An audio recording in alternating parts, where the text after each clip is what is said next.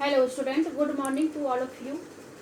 पहले क्लास में जो है मैंने मौलिक अधिकार को पढ़ाया था और फिर उसे जो है मौलिक अधिकार पूरा बड़ा वीडियो होने की वजह से मैंने इसे दो पार्ट में बांटती हूँ। पहला पार्ट मैं पढ़ा चुकी हूँ और आज दूसरा पार्ट पढ़ा रही हूँ। दूसरे पार्ट में जो है अधिकार जहाँ से हो चुका है और जहाँ से नहीं हुआ है वहाँ से मैं से बात कर रही हूँ।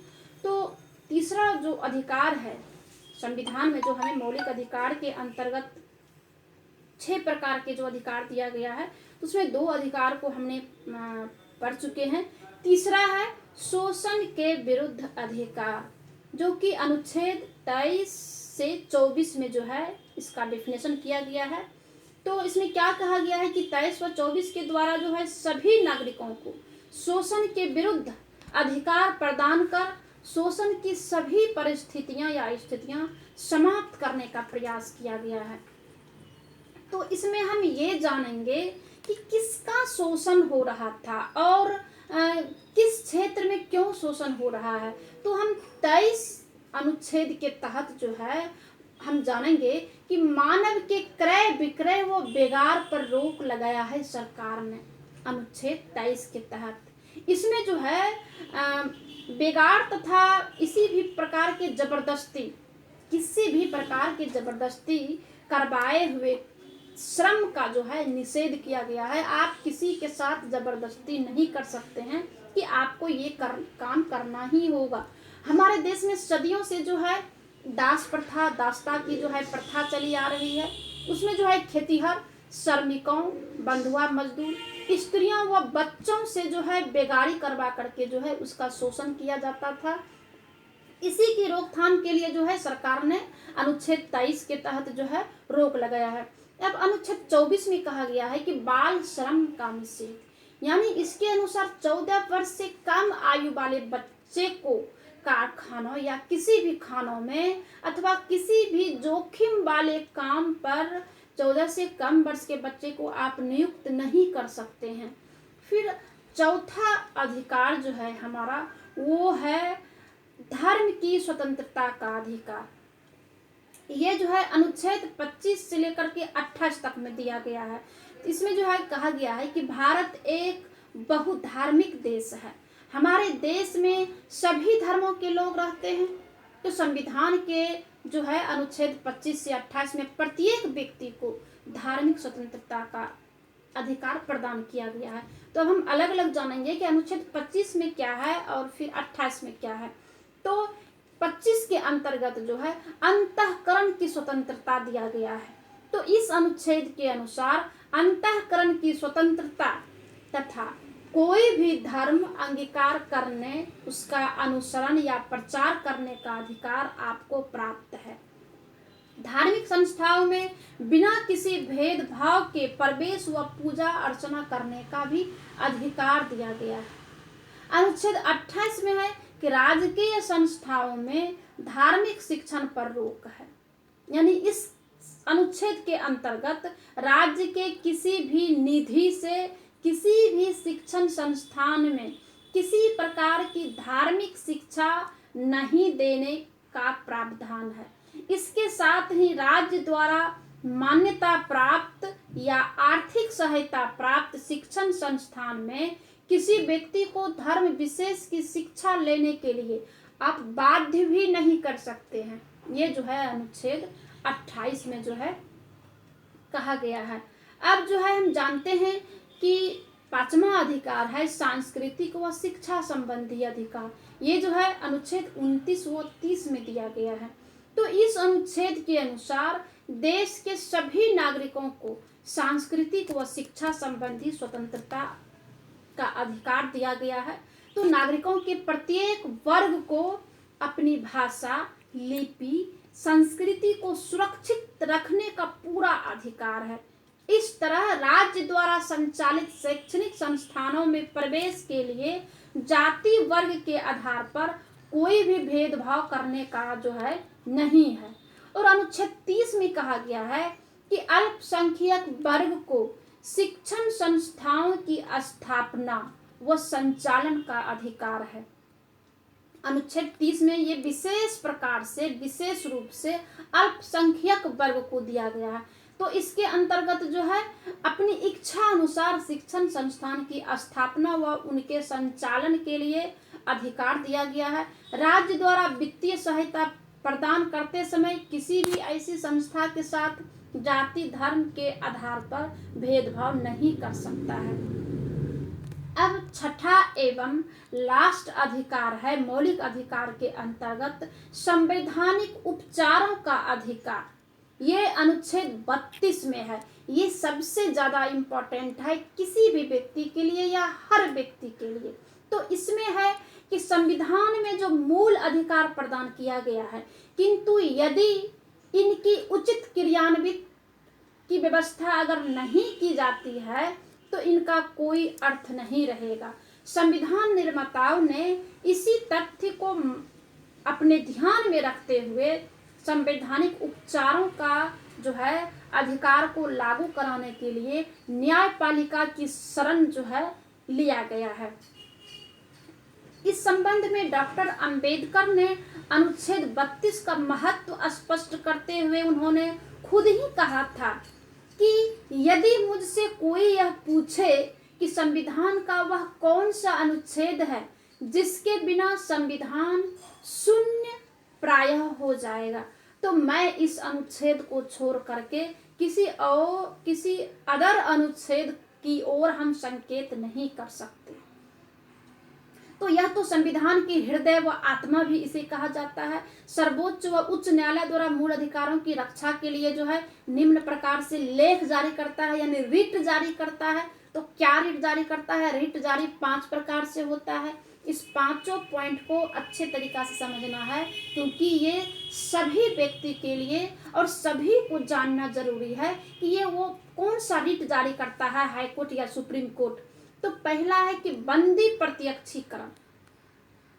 तो इसे जो है यह उस व्यक्ति की प्रार्थना पर जारी किया जाता है जो यह समझता है कि उसे अवैध रूप से बंदी बनाया गया है। इसके द्वारा न्यायालय जो है संबंधित अधिकारी को यह आदेश देता है कि बंदी बनाए गए व्यक्ति को निश्चित समय व निश्चित स्थान पर निश्चित प्रयोजन के लिए उपस्थित करें। यानी कि जैसा कि हम लोग जानते हैं कि पुलिस जो है किसी अपराधी को अगर पकड़ता है या बिना अपराध किए या अपराध किए अगर पकड़ लेता है तो उसे मात्र 24 घंटे के अंदर उसे जो है नजदीकी के मजिस्ट्रेट के पास में जो है उसे 100 शरीर उपस्थित होना पड़ता है। अगर 24 घंटे के अंदर अगर नहीं कर पाता है तो फिर जो है उसके ऊपर भी कार्रवाई होता है। इसलिए इसमें जो है बहुत ही जो है अच्छे तरीका से जो है हमारे संविधान सभा ने, संविधान निर्माता ने जो है इसकी जो है व्याख्या किया है। और फिर यह भी कहा गया है कि जिससे उसे जो है वैध रूप से बंदी जो मजिस्ट्रेट जो है वो देखेंगे कि इसे जो है वैध रूप से बंदी बनाया गया है या अवैध रूप से। अगर बंदी बनाने का कारण अवैध होगा तो न्यायालय उसे तुरंत जो है मुक्त कर देगा। दूसरा पॉइंट है परम आदेश।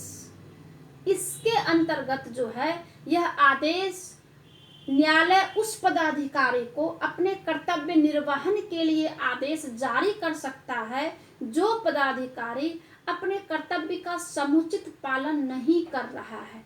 उसे जो है जैसे सुप्रीम कोर्ट जो है हाई कोर्ट को करेंगे, हाई कोर्ट जो है डिस्ट्रिक्ट कोर्ट को करेंगे। तो ये जो है परम आदेश यानी आदेश देता है। तो तीसरा है प्रतिषेध। तो यह जो है सर्वोच्च न्यायालय या उच्च न्यायालय द्वारा अपने अधीनस्थ न्यायालयों को जारी करते हुए निर्देश देता है कि इस मामले में कार्रवाई नहीं करे, क्योंकि यह उनके क्षेत्राधिकार से बाहर है, यह कहा गया है। और अगला है प्रतिषेध। और फिर जो है चौथा पॉइंट है उत्प्रेषण। ये उत्प्रेषण क्या है? इसे जो है आज्ञा पत्र का उपयोग किसी भी विवाद को निम्न न्यायालय से उच्च न्यायालय में भेजने के लिए जारी किया जाता है, जिससे कि वह अपने शक्ति से अधिक अधिकारों का प्रयोग ना करे और न्याय के प्राकृतिक सिद्धांत का पालन जो है इसमें होना चाहिए। और लास्ट है अधिकार परीक्षा। जब कोई व्यक्ति गैर कानूनी तौर पर किसी सरकारी या अर्ध सरकारी या निर्वाचित पद को संभालने का प्रयास करे तो उसे ऐसा आदेश जारी किया जा सकता है कि वह किस आधार पर इस पद पर कार्य कर रहा है। जैसे कि कई जो है हम लोग जो फॉर्म भरते हैं और जानते हैं कि हमें होना चाहिए सिलेक्शन, लेकिन मेरे जगह पे किसी अन्य को ले लिया है जो कि उस योग्य नहीं था, तो हम जो है न्यायालय का शरण लेते हैं और इसका शिकायत करते हैं। तो वो जो है इस चीज को देखता है, इस चीज को जो है उसे कहा जाता है कि आप किस योग्यता के आधार पर आप जो है इस पोस्ट को धारण किए हैं। अगर वो गलत साबित होता है तो उसे हटाने का प्रावधान है। अब हम जानते हैं कि मूल अधिकारों का मूल्यांकन यानी आलोचना, मूल अधिकारों की कुछ समय में जो है कुछ हद तक इसकी आलोचना भी की गई है। तो पहला आलोचना है कि मूल अधिकारों में इतने प्रतिबंध लगा दिए हैं कि इनके बारे में कहा जाता है कि संविधान द्वारा एक हाथ से मूल अधिकार प्रदान किए और दूसरे हाथ से ले लिए।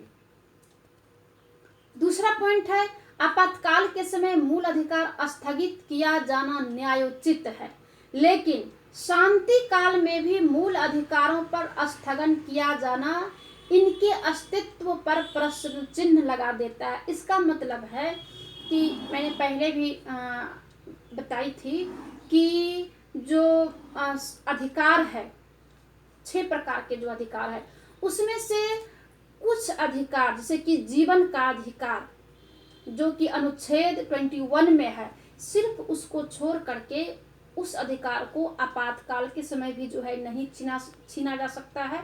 बाकी अधिकार जो है आपातकालीन के समय जो है स्थगित कर दिया जाता है, इसीलिए जो है इस अधिकारों की आलोचना किया गया है। तीसरा है कि मूल अधिकार जो है भारतीय नागरिकों को व्यवस्थापिका की निरंकुशता से सुरक्षा प्रदान करने में समर्थ नहीं है।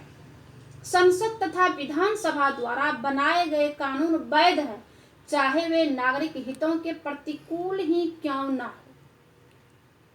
अगला पॉइंट है कि मौलिक अधिकारों पर जो है प्रतिबंधों की व्यवस्था संविधान में राष्ट्र व समाज विरोधी गतिविधियों को रोकने के लिए की गई है, लेकिन व्यवहारिक दृष्टि से इनका प्रयोग जो है राजनीतिक विरोधियों के स्वर को दबाने के लिए भी किया गया है। 5वां पॉइंट है कि मूल अधिकारों के अंतर्गत भारतीय संविधान में अल्पसंख्यक, अनुसूचित जाति और जनजाति के लिए विशेष संरक्षण की व्यवस्था की गई है, किंतु इसका प्रयोग वोटों की राजनीति के लिए हुआ है। 6ठा है शोषण के विरुद्ध जो अधिकार है, यद्यपि स्त्रियां, बच्चों, गरीब कामगारों के हितों की रक्षा के लिए बनाया गया है, किंतु अशिक्षा, बेरोजगारी, गरीबी के कारण इन वर्गों का जो शोषण व्यवहारिक रूप से नहीं रोका जा सका है। 7वां पॉइंट है कि मौलिक अधिकारों को न्यायिक सुरक्षा देने के बावजूद वर्तमान न्यायिक प्रक्रिया लंबी, जटिल एवं खर्चीली होने से आम नागरिकों के हितों की रक्षा सफलतापूर्वक नहीं हो सका है। तो इतना ही है और फिर आपका मौलिक अधिकार जो है खत्म होता है। अगले वीडियो में हम इसी से इसके जस्ट बाद जो है राज्य के नीति निर्देशक तत्व आता है, तो अगले वीडियो में हम जानेंगे कि राज्य के नीति निर्देशक तत्व क्या है। तब तक के लिए धन्यवाद। जय हिंद।